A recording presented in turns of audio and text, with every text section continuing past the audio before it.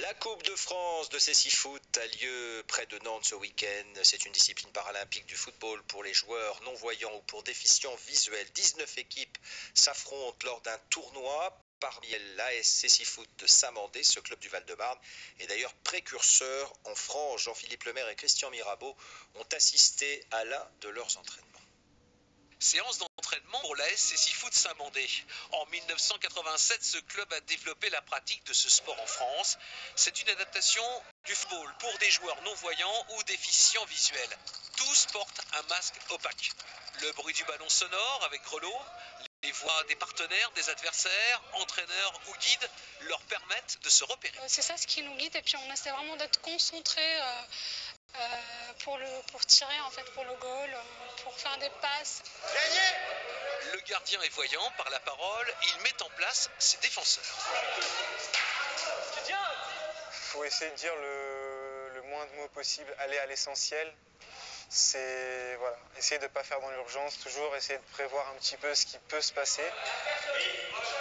Pied droit, pied gauche, histoire de jamais perdre vraiment le contact. Parce qu'effectivement, dès qu'on a perdu le contact, ça devient beaucoup plus compliqué de le retrouver.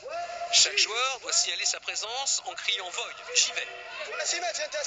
Derrière le but adverse, un guide donne des informations à ses attaquants pour les mettre dans les meilleures conditions de tir. S'ils le sentent, ils peuvent tirer. Parce que malgré tout, c'est eux qui restent maîtres de leur choix.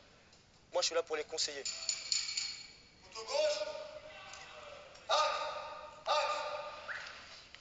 Moi, j'essaye de visualiser, je suis axe ou excentré. Soit je tire à l'opposé ou direct.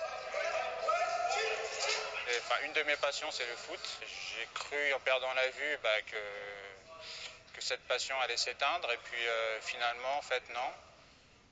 J'ai découvert que d'autres personnes ont développé ce sport.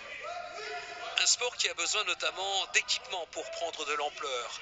Les Jeux paralympiques de Paris 2024 pourraient favoriser ce développement.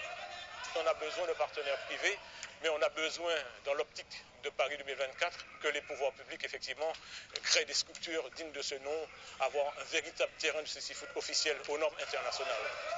Et puis, grâce à des compétitions comme la Coupe de France, le cécifoot espère mieux se faire connaître et qui sait, séduire de nouveaux pratiquants.